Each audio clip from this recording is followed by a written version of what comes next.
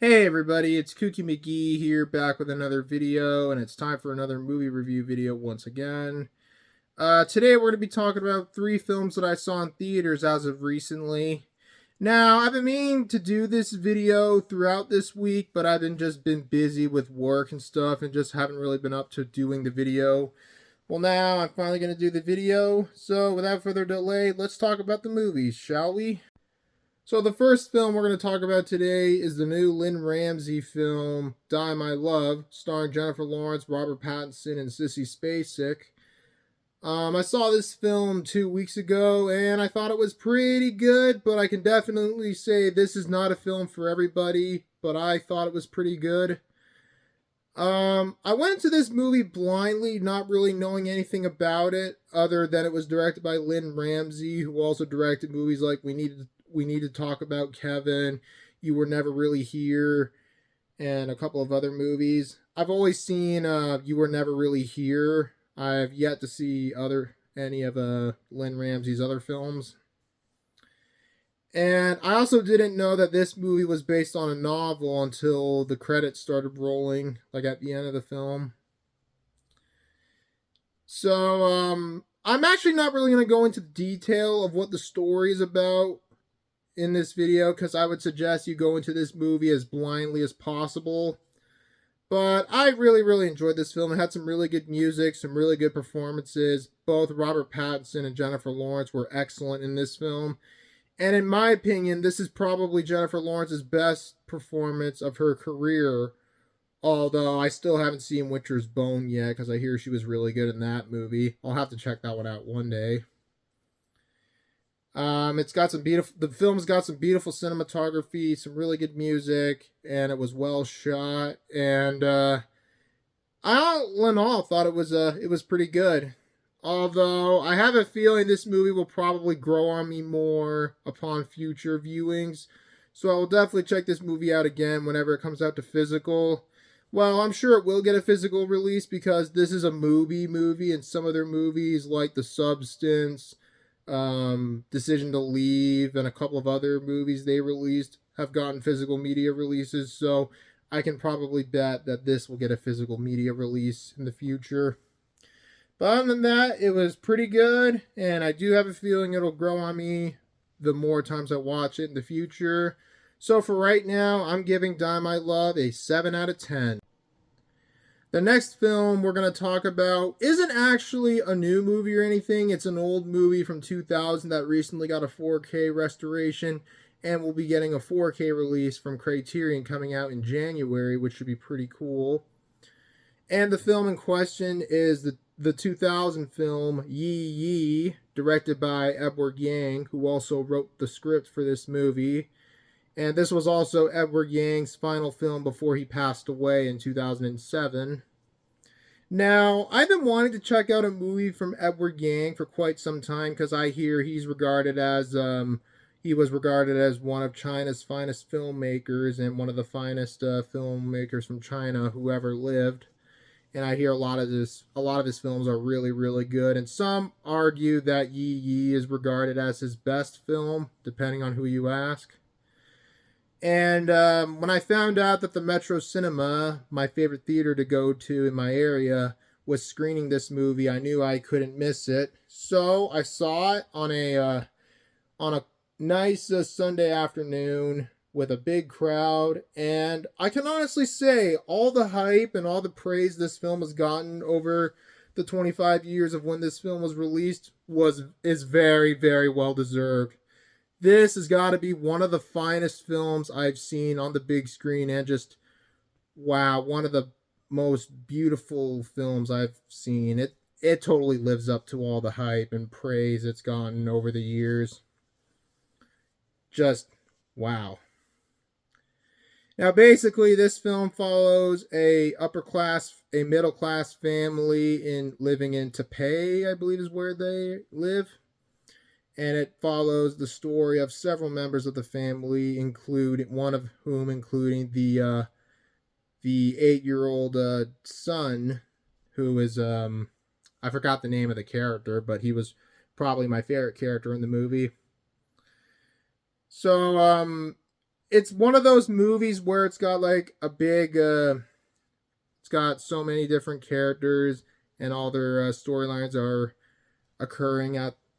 I know it's a little bit hard to explain, but it kind of reminds me the way the story is presented. It kind of reminds me a little bit of the movie Nashville, where you got like a lot of different characters in one film, and they all have their own different plot or whatever. Sort of like that movie a little bit. I know it's a little bit of a confusing thing for me to describe, but that's kind of how I can describe what the story is like for this movie. Only in this movie, it doesn't have anything to do with country music, unlike Nashville. But other than that, I really, really like the film. All the performances in this film are excellent. It's got some really, really good dialogue and some really well written lines in the film. It's got some beautiful cinematography. The music is really good, and it's just an all around amazing film that totally lives up to its reputation. And this is a film that every film buff should check out at least once in his or her life. This film is amazing. And I definitely do plan on checking out some more of Edward Yang's films in the future. Speaking of Edward Yang, I remember last year the Metro Cinema did a screening for the film A Brighter Summer Day, which was one of Edward Yang's previous films, which came out in, I believe it was 1991, and I hear that one's a really long movie. It's almost 4 hours long. I was going to go see that one at the Metro last year, but I had some stuff to do, so unfortunately I had to miss that one. But thankfully, I was able to catch this one on the big screen, and boy, seeing this in theaters, it's one of the best movie theater going experiences I've ever had.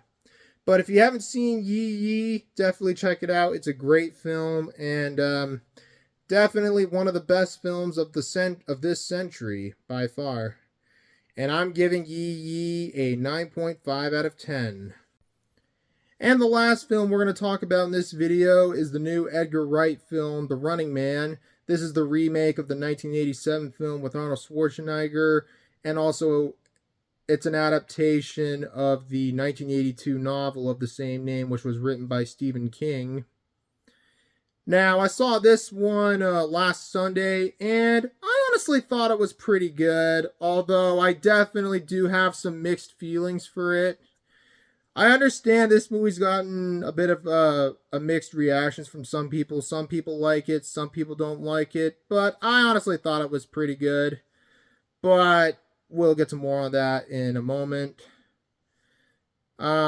This film follows a man named Ben Richards, played by Glenn Powell, who is he lives in a dystopian America where the only way where a lot of people can get money is if they get hurt or killed on some dangerous game shows.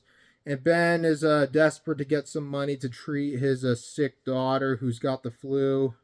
And then he signs up to go on The Running Man, where he's got to survive 30 days while some hunters go out trying to kill him. And there's people who can snitch on him for money so they can help the hunters get him.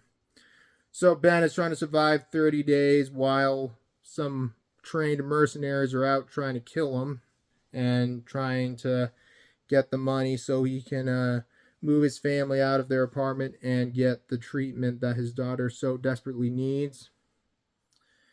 Now, this movie is a lot more faithful to the source material, unlike the 1987 film. Which, I do like that the film is more faithful to the source material, unlike the original movie. I do have some issues with this film. For example, the world building in this film is non-existent, pretty much. And I was really, really not a fan of the last act of the movie.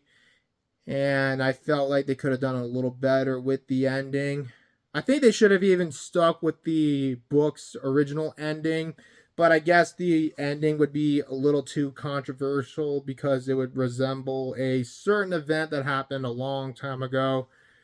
I don't want to spoil it, but if you've read the book, you know what I mean. Another thing too is that the pace, it's really slow and it kind of drags on a little bit. I mean, they could have cut it down a little bit, but I find it kind of dragged on a little too long.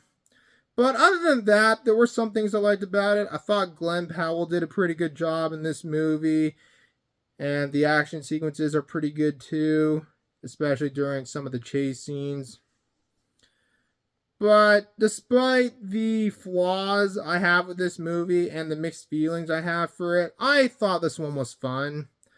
Although, to be honest, I think I liked the original movie slightly better, to be honest. I don't know, they're both really fun movies.